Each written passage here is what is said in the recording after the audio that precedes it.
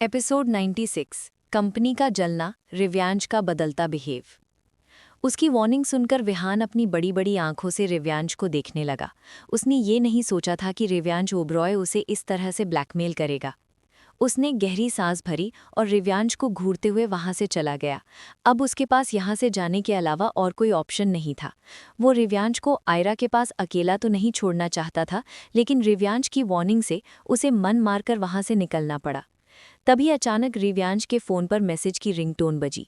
रिव्यांश ने अपना फ़ोन निकाल चेक किया और उसमें आया हुआ मैसेज देखकर उसके फेस एक्सप्रेशन एकदम से बदल गए।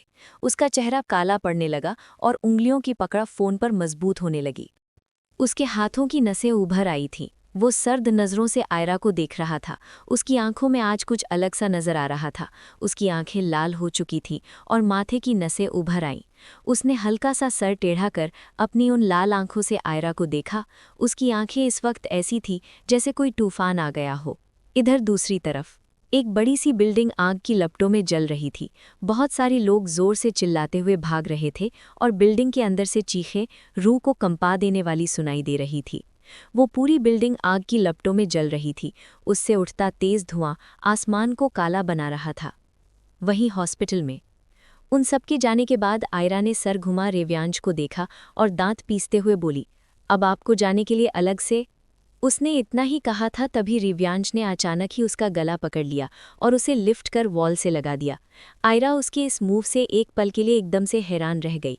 वो अपनी बड़ी बड़ी आंखों से रिव्यांश को देखने लगी, जिसका हाथ उसके गले पर था, और जिस तरह से उसने उसका गला पकड़ा हुआ था उससे आयरा के गले पर रिव्यांश की उंगलियों के फिंगरप्रिंट बनने लगे थे।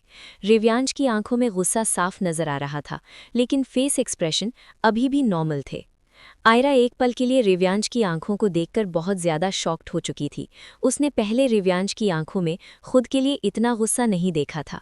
हालांकि अभी उन दोनों को मिले ज्यादा दिन नहीं हुए थे, लेकिन जितने भी दिन वो दोनों साथ रहे हैं उनमें आयरा ने कभी रिव्यांश की आंखों में खुद के लिए इस तरह का गुस्सा नहीं देखा था।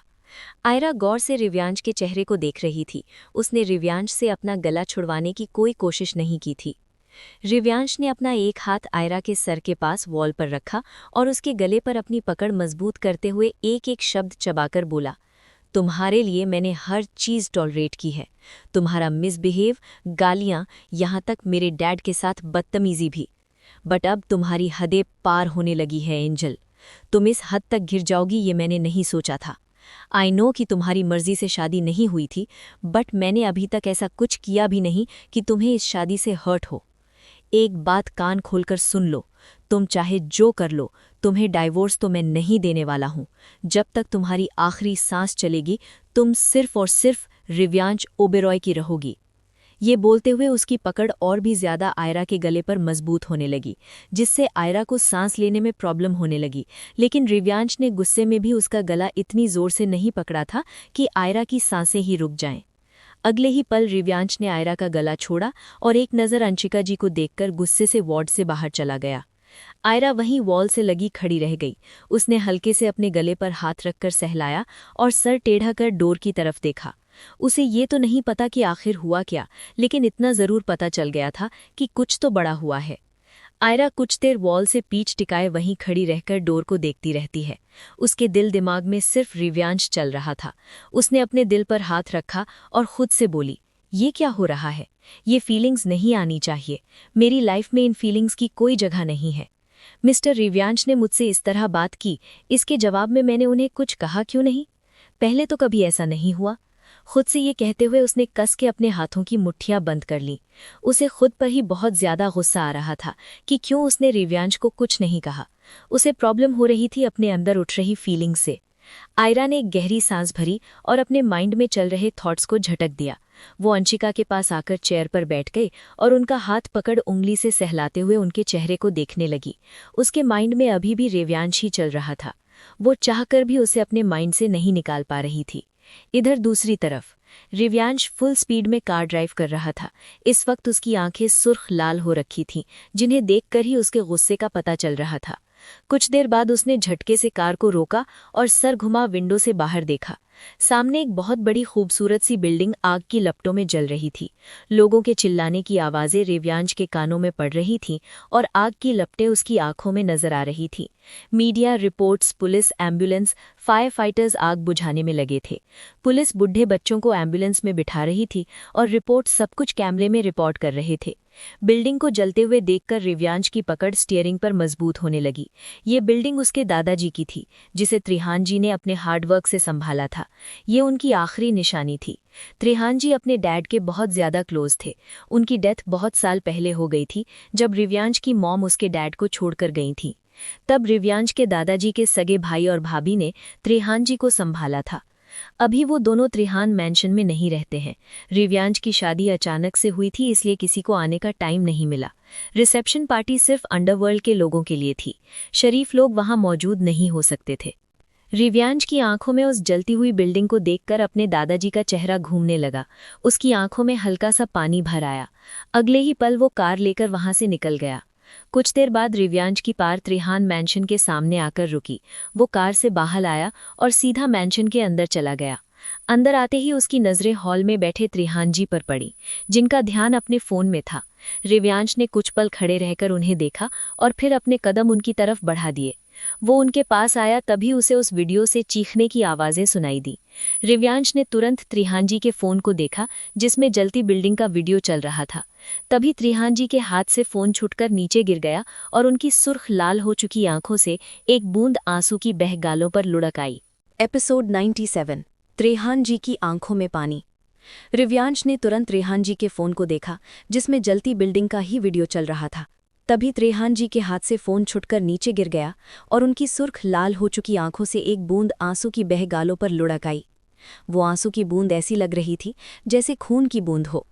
अपने डैड की आंखों में आंसू देखकर रिव्यांश का दिल दर्द से फटने लगा। आज से पहले उसने कभी त्रिहान जी की आंखों में आंसू नहीं देखे थे, लेकिन आयरा के आने के बाद ये दूसरी बार था जब उनकी आंखों से आंसू गिरे थे। रिव्यांश ने खुद को शांत कर त्रिहान जी के कंधे पर हाथ रखा और धीमी सी आवाज में बोला, डैड। त्रिहान जी ने सर उठा भीगी पलकों से रिव्यांश को देखा और रुंधे गले से बोले, हमारी बिल्डिंग, तुम्हारी दादाजी की आखिरी याद, उन्हीं के हाथों की मेहनत, सब कुछ खाक हो गया रिव्यांश। ये सब जिस किसी ने भी किया है ना, उसकी कीमत तो उसे चुकानी होगी। ये कहते हुए उनकी आंखों से आंसू गिर रहे थे और उनकी अलग ही नफरत, गुस्सा नजर आ रहा था। रिव्यांश ने एक गहरी सांस भरी और उनके सामने घुटनों के बल बैठकर उनका हाथ अपने हाथ में लेते हुए बोला, डैड, आप रोना बंद कीजिए। आपको पता है ना, मैं आपकी आंखों में आंसू नहीं देख सकता हूँ।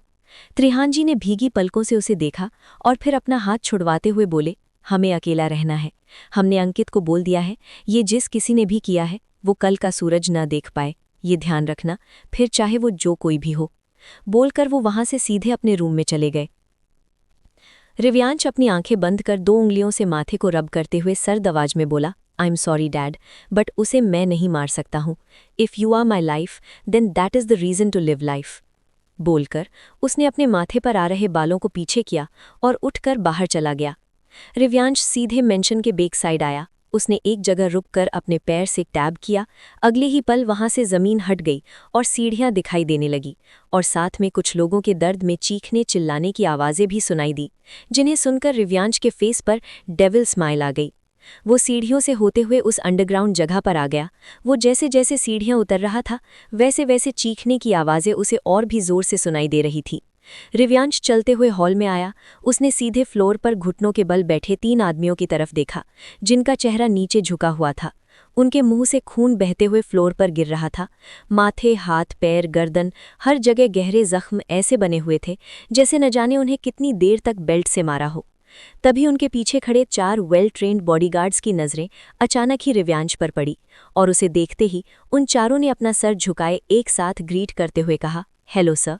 रिव्यांश ने उन चारों को देखा और फिर बीच में रखी किंग साइज चेयर पर आराम से बैठते हुए बोला, इन कुत्तों ने मुंह खोला या नहीं। ये कहते हुए उसने अपना सिगरेट का पैकेट निकाला और एक सिगरेट निकाल होठों के बीच फंसा लाइटर से जलाने लगा। लाइटर की उस छोटी सी लौ में रिव्यांश का चेहरा बहुत अच्छे से नजर आ रहा था। नो बॉस, एक गार्ड ने उन तीनों आदमियों की तरफ देखकर कहा। गार्ड का जवाब सुनकर रिव्यांश के होठों पर एविल स्माइल आ गई। वो चेयर से उठा और चेहरे पर वही स्माइल लिए उन आदमियों की तरफ बढ़ने लगा। उसने अपनी 2 उंगलियों से गार्ड्स को पीछे हटने का इशारा किया। गार्ड्स अपने आप 4 कदम पीछे हो गए। रिव्यांश पंजों के बल उन आदमियों के सामने फ्लोर पर बैठा और एक आदमी के बालों को बड़ी बेरहमी से अपनी मुट्ठियों में जकड़ते हुए सर ऊपर उठाया। हल्के से दर्द में चीखते हुए उस आदमी की दर्द से लाल हो चुकी आंखें रिव्यांश की आंखों से जा मिली। रिव्यांश डेविल स्माइल करते हुए बोला, जीना चाहते हो तो अपने बॉस का नाम बता दो। किसके कहने पर बिल्डिंग में आग लगाई है और मेरी जानी का नाम इन सब में क्यों घसीट रहे हो? तुम सब पिद्दियों को क्या लगता है अपना ये सो कॉल्ड गेम खेलकर तुम सब मेरी वुमन को मुझसे दूर कर दोगे, उसे हरा दोगे, रिव्यांश ओबरॉय से उसकी मोहब्बत को दूर कर दोगे, मेरे डैड को तोड़ दोगे? छू छू छू, कितनी बड़ी गलतफहमी पाल रखी है तुम सब ने। बोलकर अचानक ही वो जोर से हंसने लगा। उसकी हंसी शांत हॉल की दीवारों से टकराकर गूंज रही थी। हल्की ठंड में भी उन आदमियों के पसीने छूटने लगे। वो आदमी रोते हुए अपने हाथ जोड़कर बोला, सर, हमें कुछ नहीं पता, हमें बस कॉल आया था बिल्डिंग में आग लगाने का और इसके बदले हमें 10 करोड़ रुपए मिलेंगे, इसलिए हम लालच में आ गए। हमें मालिक, प्लीज़ हमें माफ़ कर दो, हमें सच में नहीं पता इन सब के पीछे। अभी उसने इतना ही कहा था, तभी रिव्यांश ने अपने लेफ्ट हैंड से नीचे पड़ा नाखून उठाया और सीधा उस आदमी के मुंह में घुसा दिया। उस आदमी का मुंह खुला का खुला रह गया और आंखें फटी की फटी रह गईं। चाकू उसके गले में धंसा हुआ था और उसके मुंह से खून पानी की तरह गिरने लगता है। रिव्यांश ने आराम से चाकू को छोड़ दिया और सर टेढ़ा कर उन दोनों आदमियों की तरफ देखा जो सहमी हुई नज़रों से अपने पार्टनर को देख रहे थे, जो अब तक पीठ के बल नीचे गिर चुका था। रिव्यांश उठा और उन दोनों आदमियों की तरफ देखकर बोला, गर्म तेल लेकर आओ। ऑर्डर सुनते ही एक गार्ड तुरंत वहां से दूसरी तरफ चला गया।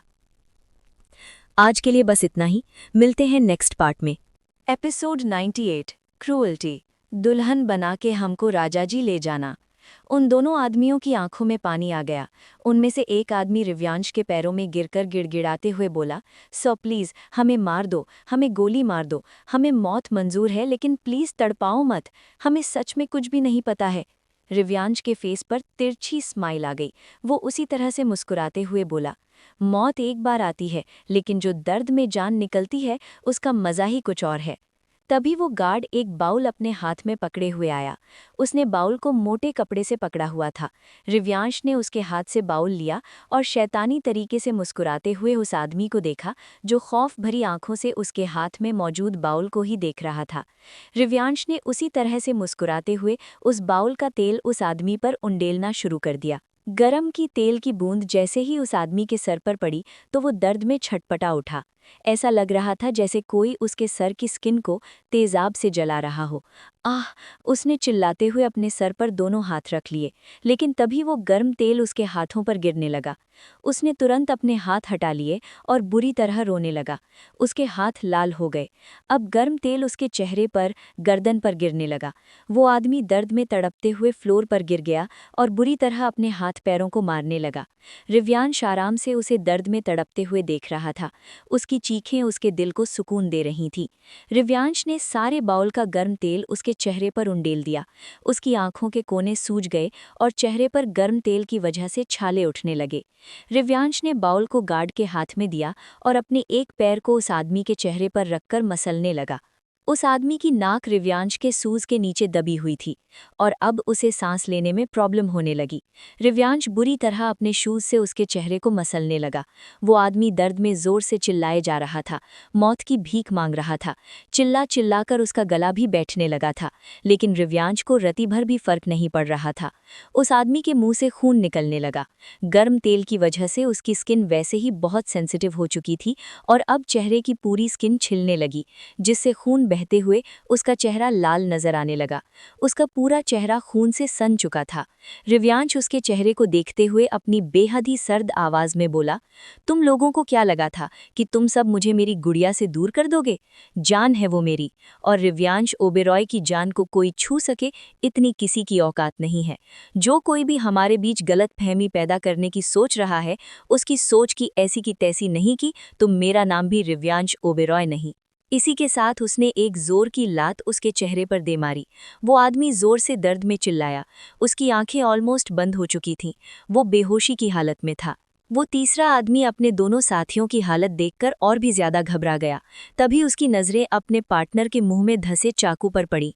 अगले ही पल वो जल्दी से उठा और उसके मुंह से चाकू निकाल सीधा अपने पेट में घुसा लिया। एक जोर की चीख के साथ उसका मुंह खुला का खुला रह गया। उसके पेट से खून निकलने लगा था। रिव्यांश ने उसे देखा और तिरछी स्माइल के साथ बोला, नॉट बैड। बोलते हुए उसने दूसरे आदमी को छोड़ा और उसके पास आकर पंजों के बल नीचे बैठ गया। उस आदमी ने दर्द भरी नजरों से रिव्यांश को देखा। रिव्यांश ने चाकू को पकड़ा और धीरे धीरे चाकू को उसके पेट के अंदर ही घुमाने लगा। उस आदमी की आंखें दर्द से और भी ज्यादा बड़ी बड़ी हो गईं। उसने रिव्यांश के हाथ पकड़ना चाहा, लेकिन तभी रिव्यांश ने उसके कंधे पर हाथ रखकर उसे नीचे धक्का दे दिया। वो आदमी फ्लोर पर जा गिरा। वो जोर से चिल्लाया, आह, प्लीज छोड़ दो, आह, भगवान के लिए छोड़ दो। उसकी चीखें सुनकर रिव्यांश के फेस पर शैतानी स्माइल आ गई। उसने अभी भी चाकू को पकड़ा हुआ था और चाकू को गोल गोल घुमाते हुए वो उसके दर्द से तड़पते चेहरे को देख रहा था। खून के साथ छोटे छोटे मांस के टुकड़े उस आदमी के पेट से बाहर आने लगे। वो आदमी जोर से चिल्लाए जा रहा था। धीरे धीरे उसकी हिम्मत जवाब देने लगी। उसकी आंखें बंद होने लगी। सारे गार्ड्स बिना किसी एक्सप्रेशन के अपने सामने का नजारा देख रहे थे। 2 मिनट बाद उस आदमी की आंखें पूरी तरह बंद हो गईं। उसके पेट में बहुत बड़ा जख्म बन गया था, इतना बड़ा कि नीचे का फ्लोर साफ नजर आ रहा था। रिव्यांश ने चाकू को छोड़ा और अपनी पैंट की पॉकेट से रुमाल निकाल हाथ साफ करते हुए बोला, इन तीनों को हॉस्पिटल पहुंचा दो। ध्यान रखना, ये मरने नहीं चाहिए। जी बॉस, गार्ड्स ने सर झुकाकर कहा। रिव्यांश ने एक नज़र उन तीनों आदमियों को देखा और फिर वहां से निकल गया। इधर दूसरी तरफ एक अंधेरा कमरा जिसमें बल्ब की पीली रोशनी के अलावा कुछ नजर नहीं आ रहा था। उस पीली रोशनी में सामने वॉल पर लगी रिव्यांश की फोटो किसी सोने की तरह चमक रही थी। शीला चेयर पर बैठी एकटक फोटो को देखे जा रही थी। उसकी नजरों में पागलपन, सनक और होठों पर शैतानियत साफ नजर आ रही थी। वो चेयर से उठी और गुनगुनाते हुए धीरे धीरे फोटो के करीब आने लगी। सबकी बारातें आईं, डोली तू भी लाना, दुल्हन बना के हमको राजा जी ले जाना। आज के लिए बस इतना ही, मिलते हैं नेक्स्ट पार्ट में। एपिसोड 99। कात्यायनी बिरला। वो तुम्हारा स्टेप ब्रदर है। पागलपन। शीला चेयर पर बैठी एकटक फोटो को देखे जा रही थी। उसकी नज़रों में पागलपन, सनक और होठों पर शैतानियत साफ नजर आ रही थी। वो चेयर से उठी और गुनगुनाते हुए धीरे धीरे फोटो के करीब आने लगी। सबकी बारातें आईं, डोली तू भी लाना, दुल्हन बना के हमको राजा जी ले जाना। सबकी बारातें आईं, चाहा था मैंने, सोचा था मैंने, क्या क्या अरमान थे नादान दिल के। आंखों में आंसू आए पर कोई ना आया, अब तो बस आपको अपना कहकर है बुलाना। गुनगुनाते हुए वो रिव्यांश की फोटो के पास आई और अजीब तरह से उस पर उंगलियां फेरने लगी। उसने अपने होंठ रिव्यांश की फोटो में उसके होठों पर रख दिए और वो फोटो को ऐसे चूम रही थी जैसे सच में रिव्यांश के होठों को चूम रही हो। लेकिन तभी अचानक पीछे से आवाज आई, शीला, ये तुम क्या कर रही हो? इस आवाज को सुनकर शीला एक पल के लिए रुकी, लेकिन फिर आवाज को इग्नोर कर वापस फोटो को चूमने लगी। शीला के पीछे खड़ी औरत खुद को इस तरह इग्नोर होता देख गुस्से से भर उठी। वो शीला के पास आई और उसका हाथ पकड़ उसे फोटो से दूर करते हुए चिल्लाई, Sheela, this is your step brother. दिमाग खराब हो गया है क्या तुम्हारा, जो ये हरकतें कर रही हो? ये कहते हुए वो औरत गुस्से से शीला को देखे जा रही थी। उस औरत के इस तरह खींचने से शीला का चेहरा काला पड़ गया। उसने गुस्से से उसे औरत से अपनी बाजुओं को छुड़वाया और चिल्लाते हुए बोली, स्टॉप इट मॉम, वो मेरा स्टेप ब्रदर नहीं है, ही इज़ माई लव। वो मेरा प्यार है, पागलपन है। वो आपका बेटा है, मेरा भाई नहीं। ये कहते हुए वो रिव्यांश की फोटो से जाकर चिपक गई। वो किसी पागल के जैसे रिव्यांश की फोटो को देख रही थी। शीला के इस पागलपन को देखकर वो औरत एकदम से हैरान रह गई। वो शीला के पास आई और उसके कंधे पर अपना हाथ रखकर गुस्से से बोली, शीला, होश में आओ, ये क्या पागलपन लगा रखा है तुमने, चलो यहाँ से। ये कहते हुए अचानक ही उसकी नज़रें पूरे रूम पर पड़ी, जिसे देखते ही वो एकदम से हैरान रह गई। उसका चेहरा पीला पड़ गया और वो फटी आंखों से पूरे रूम को देखने लगी। पूरे रूम की दीवारों पर रिव्यांश की फोटो लगी थी और चारों तरफ खून ही खून फैला हुआ था। एक कोने में एक बाउल में खून रखा था और उसके पास एक काली बिल्ली बैठी उस खून को पी रही थी। रात के अंधेरे में बल्ब की पीली रोशनी से उस बिल्ली की नीली आंखें चमक रही थी। रिव्यांश की इतनी सारी फोटो, खून और बिल्ली को देखकर वो औरत एकदम से हैरान रह चुकी थी। उसकी पकड़ हल्की सी शिला के कंधे पर ढीली पड़ गई। उसने अविश्वास से शिला की तरफ देखा, जो अभी भी अपनी आंखों में पागलपन लिए रिव्यांश की फोटोज को देख रही थी। वो औरत जो रिव्यांश की मॉम और शिला की स्टेप मॉम कात्यायनी बिरला थी, उसने शिला की तरफ देखा और अविश्वास से बोली, तुम फिर से? ये बिल्ली यहाँ क्या कर रही है? तुम्हारा पागलपन फिर से शुरू हो गया है। मुझे दीपक से बात करनी होगी, उन्हें बताना होगा, वरना। तभी शिला ने एकदम से उनका हाथ अपने कंधे से झटका और गुस्से से सीधा उनका गला पकड़ते हुए बोली, डोंट क्रॉस योर लिमिट्स। मेरे डैड की रखैल हो, वहीं तक रहो। मेरी मॉम बनकर मेरी लाइफ में घुसने की गलती से भी मत करना।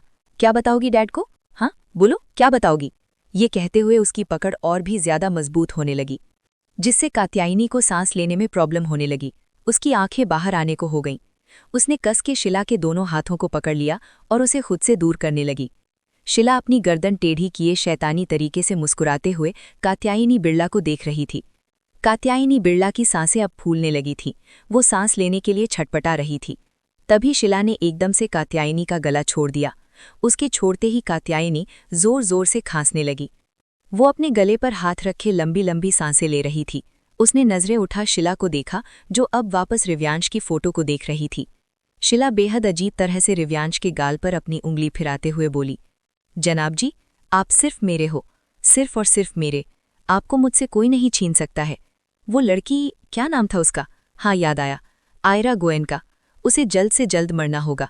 वो हमारे बीच में नहीं आ सकती है। जो हमारे बीच में आएगा उसे मरना होगा। बोलकर वो जोर से हंसने लगी। वो पागलों के जैसे रिव्यांश के गाल और होंठों को चूम रही थी, जैसे वो रिव्यांश की फोटो नहीं, सामने खुद रिव्यांश खड़ा हो। कात्यायनी अपना गला सहलाते हुए हैरानी से शिला को देख रही थी। उसे ऐसा लग रहा था जैसे पैरों के नीचे से जमीन खिसक गई हो। बेशक शिला दीपक बिरला और उनकी पहली बीवी की बेटी थी, लेकिन अब उनकी दूसरी बीवी कात्यायनी थी, जिसने रिव्यांश के डैड त्रेहान ओबरॉय को डाइवोर्स देकर दीपक बिरला से शादी कर ली, और उस शादी के बाद शिला उसकी स्टेप डॉटर बन गई। ऐसे में रिव्यांश और उसका रिश्ता होना कहीं से भी सही नहीं था। लेकिन कात्यायनी खुद कौन सी दूध की धुली थी जो शिला उसकी बात सुनने वाली थी? कात्यायनी हैरानी से शिला को देख ही रही थी, तभी अचानक उसके कानों में बिल्ली के जोर के म्याऊं म्याऊं की आवाज पड़ी, जिसे सुनकर वो एकदम से अपने होश में आई। उसने सामने देखा, जहां शिला नहीं थी। उसने सर घुमा कोने में थोड़ी देर पहले खून पी रही बिल्ली को देखा, और अगले ही पल उसके मुंह से जोर की चीख निकल गई। आह! कात्यायनी की आंखों में पानी आ गया और उसने चीखते हुए कस के अपनी आंखें बंद कर लीं। शिला उस बिल्ली की गर्दन पकड़े खड़ी अपने दूसरे हाथ में पकड़े चाकू को देख रही थी। बिल्ली उसके हाथ में उल्टी लटकी हुई थी। उसकी गर्दन शिला की उंगलियों के बीच फंसी थी और बाकी चारों पैर नीचे लटके हुए थे। शिला की आंखें हल्की हल्की चमक रही थीं। उसने अपने दूसरे हाथ में पकड़े चाकू को बिल्ली की गर्दन पर रखा और हंसते हुए बोली, आह मेरी जान, तुम्हें मरना होगा। तुमने अपना पेट भर लिया, अब मेरी बारी है। ये कहते हुए वो चाकू को धीरे धीरे बिल्ली की गर्दन पर रब कर रही थी। चाकू की धार जैसे ही बिल्ली की गर्दन को टच की तो बिल्ली जोर जोर से म्याऊं म्याऊं बोलने लगी और उसकी गर्दन से खून की बूंदें गिरते हुए फ्लोर पर गिरने लगी। तभी शिला ने बिल्ली की गर्दन को काटकर उसका सर नीचे फेंक दिया और अब धीरे धीरे उसके ऊपर की स्किन को निकालने लगी, जैसे वो कोई लड़की नहीं, कसाई हो। बिल्ली तड़पकर मर चुकी थी। कात्यायनी से जब और बर्दाश्त नहीं हुआ तो वो अपने मुंह पर हाथ रखे बाहर भाग गई। पूरे रूम में खून की स्मेल फैली हुई थी। अगली सुबह हॉस्पिटल में आयरा इस वक्त अंशिका जी के पास चेयर पर बैठी बैठी सो रही थी। उसने सर को हेडरेस्ट पर टिकाया हुआ था और आंखें बंद थीं। तभी वार्ड का डोर ओपन हुआ और रिव्यांश अंदर आया। उसकी नजरें सीधी आयरा पर पड़ी। सुबह के धूप की सुनहरी किरणें उसके चेहरे पर पड़ रही थीं। बालों की कुछ लटें उसके राइट साइड के गाल पर पड़ी थीं, जिससे उसका आधा चेहरा ही नजर आ रहा था। आयरा को देखते ही एक पल के लिए रिव्यांश के कदम अपनी जगह ही रुक गए। वो अपनी प्यार भरी नजरों से आयरा को देख रहा था, जिसका चेहरा सुबह की किरणों से सोने की तरह चमक रहा था। 18 साल की एज में वो कयामत लग रही थी। आयरा को देखते हुए रिव्यांश के चेहरे पर अपने आप छोटी सी स्माइल आ गई। वो धीमे कदमों से चलते हुए आयरा के पास आया और उसके करीब आकर खड़ा हो गया। वो खिड़की के सामने खड़ा था, जिससे बाहर से आती धूप उसकी पीठ पर गिर रही थी और उसकी परछाई में चेयर पर बैठी आयरा छुप चुकी थी। रिव्यांश अपने दोनों हाथ पैंट की पॉकेट में डाले खड़ा चुपचाप आयरा के चेहरे को देख रहा था। उसके चेहरे पर एक भी एक्सप्रेशन नहीं था, जिससे उसके माइंड में क्या चल रहा है इसका पता लगा पाना मुश्किल था। तभी अंशिका जी की पलकें फड़फड़ाने लगी और उन्होंने कसमसाते हुए अपनी आंखें खोली। उनका सर भारी हो रखा था और आंखों के आगे अंधेला सा छाने लगा। उन्होंने वापस अपनी आंखें बंद कर ली और कराहते हुए अपना सर पकड़ लिया। आह! आवाज सुनकर रिव्यांश ने सर घुमा अंशिका जी को देखा, जो अपने सर पर हाथ रखे आंखें बंद किए लेटी हुई थी। आयरा गहरी नींद में थी, इसलिए शायद उसने आवाज नहीं सुनी। वो सुबह ही सोई थी और दिन रात भागने की वजह से वाकई में अब उसके माइंड और बॉडी को दोनों को थोड़े आराम की जरूरत थी। आज के लिए बस इतना ही, मिलते हैं नेक्स्ट पार्ट में। एपिसोड 100। रिव्यांश ने एक गहरी सांस भरी और साइड टेबल पर रखे जग से एक ग्लास में पानी डाला और अंशिका जी के पास आकर उन्हें एक हाथ से सहारा देकर उठाते हुए बोला, आंटी, आर यू ओके? थोड़ा पानी पी लीजिए, आपको अच्छा लगेगा। ये कहते हुए उसकी आवाज़ बेहद धीमी थी। अंशिका जी ने आंखें खोल रिव्यांश को देखा और अगले ही पल उनके दर्द भरे चेहरे पर हैरानी भरे एक्सप्रेशन आ गए। वो घबराहट से रिव्यांश को देख रही थी। उन्हें खुद की तरफ इस तरह देखता देख रिव्यांश ने एक गहरी सांस भरी और उन्हें अच्छे से बैठाते हुए बोला, जस्ट रिलैक्स, मैं आपको हर्ट करने नहीं आया हूँ, आप फिक्र मत कीजिए, आपको कुछ नहीं करूँगा। ये कहते हुए उसने पानी का ग्लास अंशिका जी के होठों से लगा दिया। अंशिका जी अभी भी सहमी हुई नज़रों से रिव्यांश को देख रही थी। उन्होंने धीरे से अपना मुंह खोल दिया।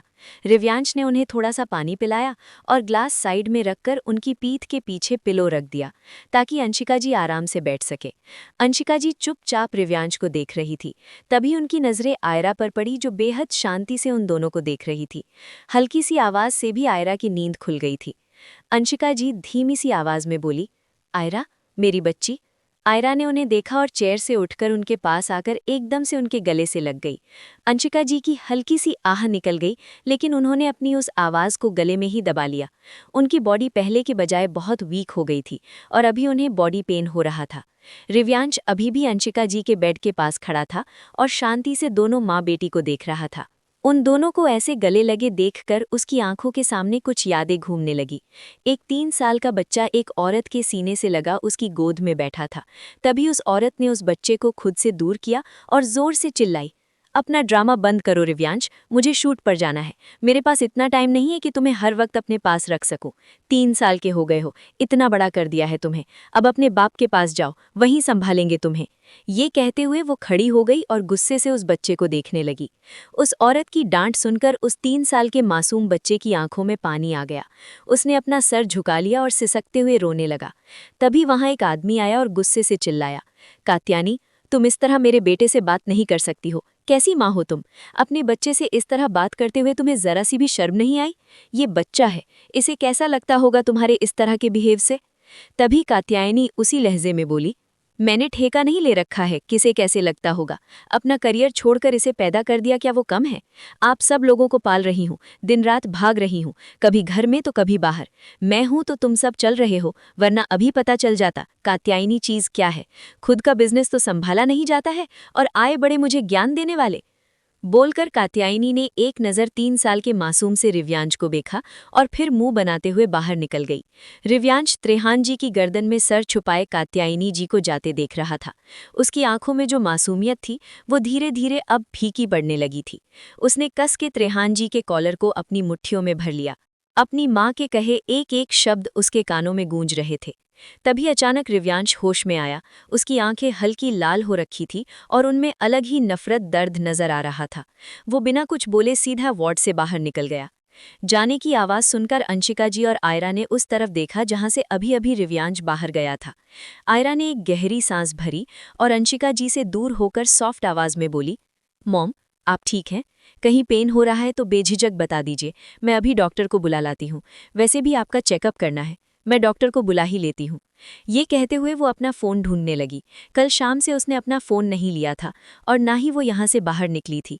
अंशिका जी ने आयरा का हाथ पकड़ा और धीमी सी आवाज़ में बोली, शांत बच्चा, मैं एकदम ठीक हूँ, कहीं दर्द नहीं हो रहा है। मुझे तुमसे कुछ बात करनी है, तुम पहले वो सुनो। ये कहते हुए वो काफ़ी परेशान नजर आ रही थी, जिसे देखकर आयरा एकदम से शांत हो गई। उसने एक गहरी सांस भरी और अंशिका जी का चेहरा अपनी हथेलियों में भरते हुए बोली, यस मॉम, बोलिए, क्या बात करनी है, मैं सुन रही हूँ। अंशिका जी परेशानी से आयरा को देख रही थी। वो कुछ बोलना चाहती थी लेकिन शायद बोलने से हिचकिचा रही थी। वो बार बार अपने होठों को बाइट कर रही थी। उन्हें ऐसा करता देख आयरा उन्हें शांत करते हुए बोली, रिलैक्स मॉम, आप इतना परेशान क्यों हो रही हैं? वो दोनों चुड़ैल अब आपका कुछ नहीं बिगाड़ सकती हैं। उन्हें उनकी औकात दिखा दी है।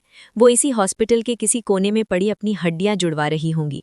और आपका वो एक्स हस्बैंड भी अब आपका कुछ भी बिगाड़ सकता है। आपको इस दुनिया में किसी से भी डरने की ज़रूरत नहीं है।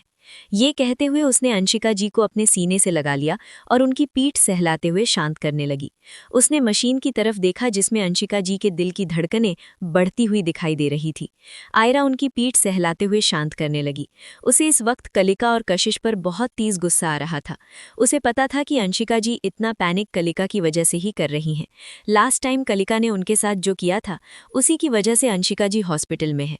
कुछ देर तक अंशिका जी की पीठ सहलाने से वो धीरे धीरे नींद के आगोश में जाने लगी और कुछ देर बाद अंशिका जी वापस सो गई। अभी उनका माइंड और बॉडी दोनों वीक थे, इसलिए ज्यादा सोचना और पैनिक करना दोनों ही उनके लिए सही नहीं था।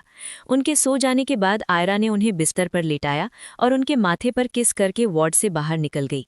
वो सबसे पहले डॉक्टर के केबिन में आई और अंशिका जी के बारे में बात करके वहां से चली गई। डॉक्टर अंशिका जी के इम्पोर्टेंट चेकअप करने के लिए उनके वार्ड में आ गए। आयरा केबिन से निकलकर कॉरिडोर से होते हुए वॉशरूम की तरफ जा रही थी, लेकिन तभी अचानक उसकी नजरें वहीं कुछ दूर खड़े रिव्यांश पर पड़ी जो वॉल का सहारा लिए खड़ा अपनी सिगरेट एंजॉय कर रहा था। उसकी नजरें फ्लोर को देख रही थी, शायद उसका ध्यान कहीं और था। रिव्यांश को देखते ही आयरा के माइंड ने कल रात उसका किया बिहेव चलने लगा। उसे तब ध्यान नहीं दिया था कि रिव्यांश ने कल रात उसके साथ इतना बुरा बिहेव क्यों किया था। उसे उस पर गुस्सा भी आ रहा था, इतना कि वो अभी लात मारकर उसे हॉस्पिटल से बाहर फेंक दे। आयरा चलते हुए रिव्यांश के पास आई और अपने दोनों हाथ सीने पर फोल्ड कर एटीट्यूड से बोली, मिस्टर रिव्यांश, यहाँ आने की कोई खास वजह? और वार्ड में क्या आप मेरी मॉम के क्लोज होने की कोशिश कर रहे थे?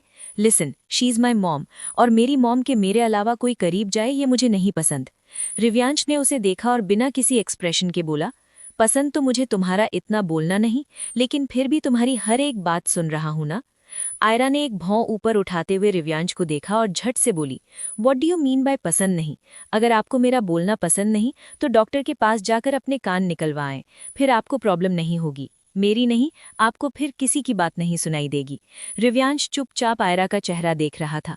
अगले ही पल उसने उसकी कमर में हाथ डाल अपने करीब खींच लिया। आयरा का सर उसके सीने से आ लगा। उसने सर उठा रिव्यांश की आंखों में देखा। रिव्यांश ने उसके चेहरे पर आ रहे बालों को कान के पीछे किया और उसकी आंखों में देखकर बोला, पसंद हो तुम मेरी, तुम्हारी हर बात सुन सकता हूँ।